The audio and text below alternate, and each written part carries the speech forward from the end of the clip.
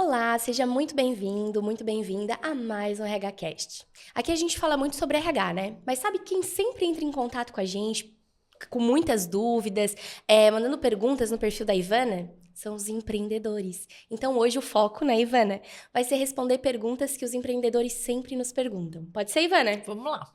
Primeira pergunta que sempre chega ali pra gente é: eu quero estruturar o RH estratégico na minha empresa. Por onde eu começo? Olha, isso realmente, né? Eles querem estruturar. E o que eu vejo muitas vezes é que o empreendedor quer estruturar tudo para ontem. Trabalhou 20 anos, a empresa tem 20 anos, nunca teve um RH, mas agora ele botou na cabeça que é um RH, ele quer tudo pronto. Então, primeira coisa, vamos fazer um planejamento dessa estruturação de RH? Então, vamos começar estruturando o quê? Recrutamento e seleção. Contratar as pessoas certas para o lugar certo. Beleza, estruturamos como que vai ser isso, vamos mapear cada cargo, cada vaga. Beleza, agora vamos para a segunda etapa. Vamos treinar esses gestores para receber bem esses novos colaboradores e, obviamente, aqueles que estão dentro da empresa. Então, a gente coloca tudo isso num plano. Por quê? Porque quando a gente fala em gestão de pessoas, não é fazer uma coisa hoje e amanhã já vai dar retorno. Então, assim, não adianta começar várias frentes e vários projetos, porque eu vejo o empreendedor muito, assim, ansioso, imediatista. Vamos fazer isso, fazer aquilo, fazer aquilo. Calma! Vamos fazer isso, então, em janeiro e fevereiro. Isso nós vamos fazer em fevereiro e março. E isso, porque tudo que a gente fala em gestão de pessoas, não adianta começar várias frentes e não terminar. As coisas que a gente faz falando em gestão de pessoas, elas têm que ter consistência. Por isso que eu defendo que um RH, gestão de pessoas, tem que trabalhar com planejamento. Não adianta nada começar 1000 coisas e não terminar. Vai cair no descrédito. As pessoas vão dizer, fogo de palha. E eu creio que nenhum empreendedor aqui, ou RH, quer ser considerado um fogo de palha, né? A gente quer ser considerado uma pessoa que tenha credibilidade, autoridade. Se falou sim, é sim. Se falou não, é não. Se nós vamos fazer esse projeto durante um ano, nós vamos ter que manter durante um ano. Claro que estou fazendo um projeto, estou ali medindo, não está dando resultado, cai fora o projeto, né? Então a gente deixa isso bem claro. Por exemplo, a gente foi fazer um projeto de engajamento numa empresa para reduzir a rotatividade. A gente fez um planejamento de um ano desse projeto. Então, em um ano, a gente queria reduzir 5% a rotatividade.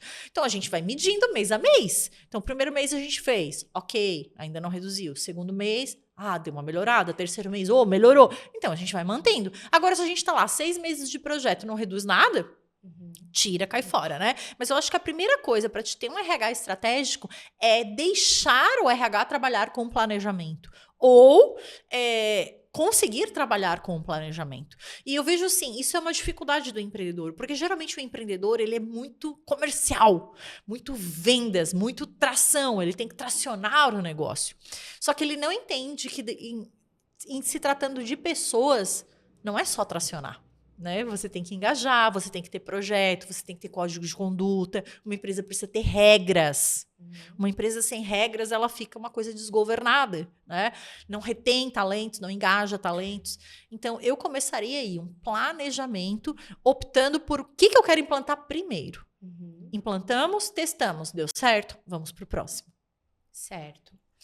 E para aquele empreendedor que sente assim, eu sinto que os meus colaboradores não estão engajados. O que ele deve fazer?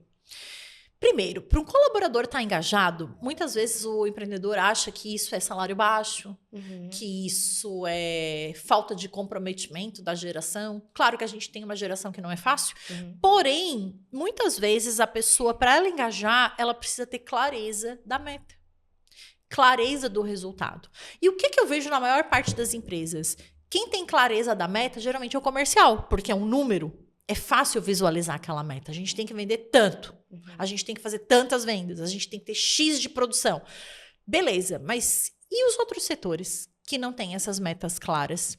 Eu tenho que começar a deixar claro para as pessoas qual é a tua meta. A tua meta. Tá, tem a meta geral da empresa, mas a tua meta é individual. E muitas vezes o gestor, ele sabe disso na cabeça dele, mas ele não consegue verbalizar. Não tem um documento. Então, a pessoa ela não vai engajar. Se ela não tem uma meta clara, ela não vai engajar. Não adianta ter um salário alto. Essa geração, principalmente, eles querem fazer parte de algo maior. Eles querem fazer parte de algo que dê um resultado. Eles querem se sentir realizados no trabalho. Como que eu vou me sentir realizada no trabalho se eu não sei qual é o meu objetivo? O objetivo da minha área.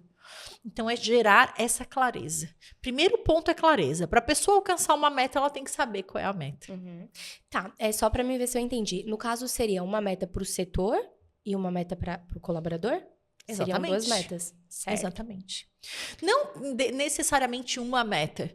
Mas, por exemplo, se eu vou te contratar hoje, eu tenho que dizer para ti, olha, eu espero de ti isso, isso, isso, isso. Isso é o que eu espero de ti.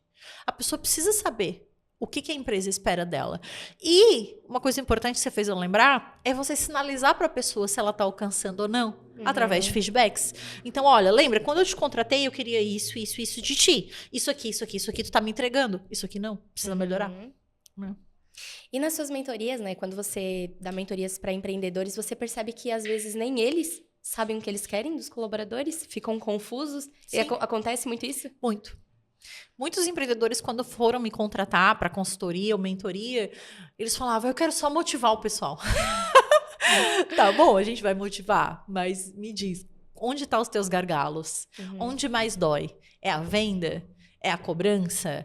É a entrega? Né? Então, toda empresa tem uma dor principal. Então, a gente sempre pensa, a dor da empresa é vender. Mas tem muitos empreendedores que estão vendendo bem e me procuram porque a empresa está desorganizada. Então, assim, tem que entender qual é a dor deles. Daí, a gente vai ajudando eles a organizar aquela dor. Legal. Minha empresa cresceu muito, mas tudo depende de mim. Isso é muito comum. O empreendedor, né? Eu já passei por várias empresas nesse processo de crescimento. E isso é muito bom. Todo mundo quer trabalhar numa empresa que cresce. Só que o empreendedor, geralmente, quando a empresa está crescendo, ele ainda quer manter a mesma mentalidade de empresa de 10 funcionários com uma empresa de 50. Não dá. Uma empresa de 100 é outra mentalidade. Uma empresa de 5.000 é outra mentalidade. Então, o empreendedor ele tem que entender que, conforme a empresa for crescendo, ele vai ter que se desenvolver também. E ele é o pilar principal. Então, agora eu vou dizer uma coisa que dói. Mas se a sua empresa está desorganizada hoje, é porque você é desorganizado. Porque é o empreendedor que dá o tom da cultura da empresa. Então, se a sua empresa hoje não está do jeito que você quer, você é o principal responsável. Essa dói, né? É isso aí, gente. Tchau! Sinto minha empresa desorganizada. Pego muitos erros. Será que o RH pode me auxiliar com isso? Com certeza, né? Ter um setor de RH vai ajudar esse diretor ou esse CEO, esse dono, nessa parte mesmo, de organização, de entender de técnicas, de fundamentos. Hoje mesmo de manhã eu tive a mentoria com um diretor de empresa, ele é o dono, proprietário de uma empresa de 35 colaboradores. E eu falei para ele, você conhece a técnica da natureza motivacional? Ele falou, não.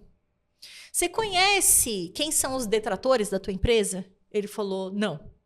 Você conhece? Aí ele foi dizer assim, cara, eu não sei nada. Eu falei, exatamente. Você como empreendedor, você também tem que entender de gestão de pessoas, né? Então tem que entender de vendas, de finanças e de pessoas. São os 3 pilares fundamentais de uma empresa. Então, se vende, mas gasta muito, quebra. Se não vende, quebra.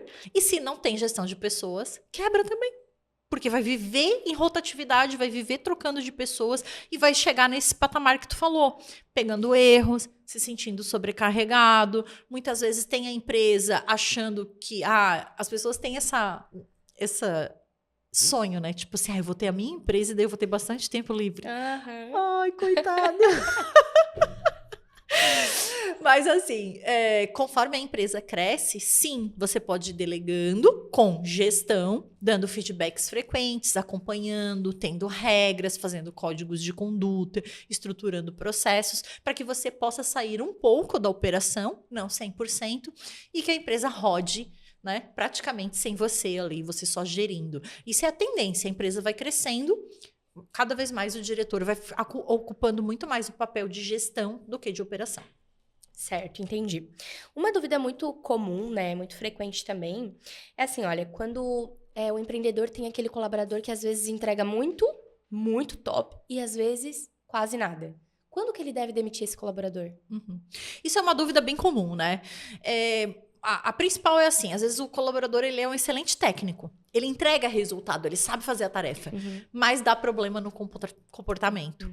Ou como você falou, às vezes o colaborador entrega muito e de repente começa a entregar pouco, daí eu já demito. Tá? Então assim, eu vejo que isso é uma decisão muito subjetiva, mas ao mesmo tempo, quando você passa a fazer gestão de pessoas e dar feedbacks frequentes para a pessoa, a tendência é que ela volte a entregar resultados. Porque talvez ela entregava muito resultado e por falta de feedback ela passa a entregar menos resultados. Agora, se você tá ali com a pessoa, você tá passando feedbacks frequentes para ela, tendo conversas com ela, apontando para ela o que ela precisa melhorar e ela não apresenta melhoras, nossa, fica até fácil demitir, né? Porque você conversou uma vez, conversou 2 vezes, conversou 3 vezes sobre o mesmo comportamento e a pessoa não mudou o comportamento, tá aí a sua resposta.